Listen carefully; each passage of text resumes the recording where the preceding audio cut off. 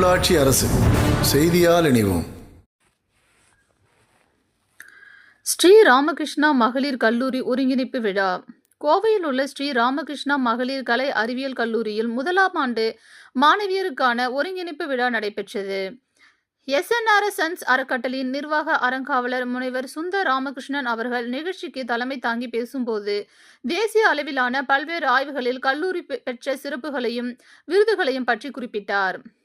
கல்லூரி பருவத்தில் மாணவிகள் அறிவை பெறுவதோடு தொழில்நுட்ப திறன்களை பெற்று உடல் அளவிலும் மனதளவிலும் வலிமை மிக்கவர்களாக இருக்க வேண்டும்.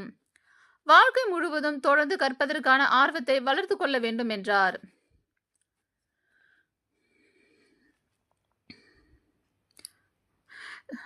நிகழ்ச்சியில் சிறப்பு விருந்தினராக புகழ்பெற்ற தன்னம்பிக்கை பேச்சாளர் முனைவர் ஈசா பர்வீன் சுல்தானா அவர்கள் கலந்து கொண்டு பேசும்போது, கல்லூரி பருவம் என்பது துறைமுகத்தில் கப்பல்களை கட்டமைக்கும் காலத்தை போன்றது. எதிர்காலத்தில் வாழ்க்கை கடலில் சவால்களை சந்திக்கும் போது வல்லமை மிக்கவர்களாக இளம் மனங்கள் உருவாக வேண்டுமானால் கல்லூரி வாழ்க்கையை ஆக்கப்பூர்வமான காலமாக பயன்படுத்தி கொள்ள வேண்டும் என்று அறிவுறுத்திய அவர், சமுதாயத்தில் எந்த நிலையில் இருந்தாலும் கல்வியின் மூலம் உலகளாவிய அங்கீகாரம் பெற முடியும். உங்கள் வாழ்க்கையை செதுக்கும் சிற்பிகளாக உருமாறுங்கள் என்று மாணவிகளை உற்சாகப்படுத்தினார். கல்லூரி முதல்வர் முனைவர் கி. சித்ரா அவர்கள் கல்லூரியின் சாதனைகளையும் பல்வேறு துறைகளில் மாணவியர் பெற்ற வெற்றிகளையும் குறிப்பிட்டு கல்லூரி வாழ்வில் அடியெடுத்து வைக்கும் மாணவியரை வாழ்த்தி வரவேற்றார். கல்லூரியின் ஹெல்த்